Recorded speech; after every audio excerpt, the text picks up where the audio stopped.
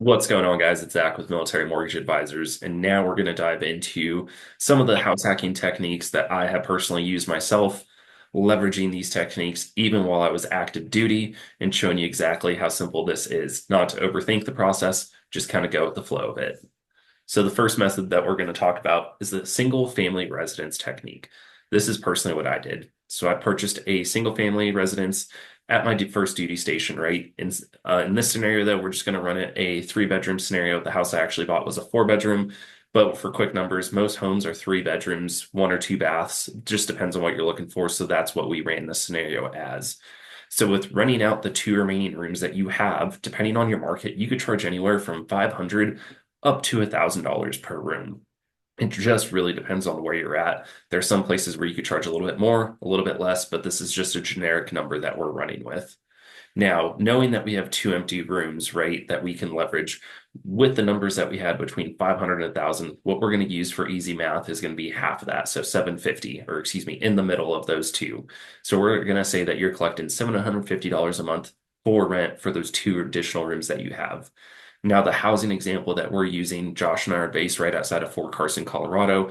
We are in a little bit more expensive housing area. So we're using about a $400,000 purchase price here. Of course, we do have some homes that are cheaper, more expensive. This is just what we've seen as the average home that most service members are buying in our area. So 2617 is the pity. If you're not familiar with what pity is, it includes your principal, interest, taxes, and insurance. This is your total monthly mortgage payment, not including any HOA, because some areas here do have HOA and some don't, and the cost of that is going to vary. So we did not use that for a calculation here.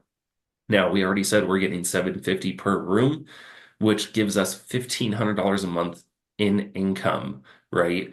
Leaving our remaining monthly mortgage payment be 11 or $1,117. Okay, so we just brought down our housing expense by $1,500.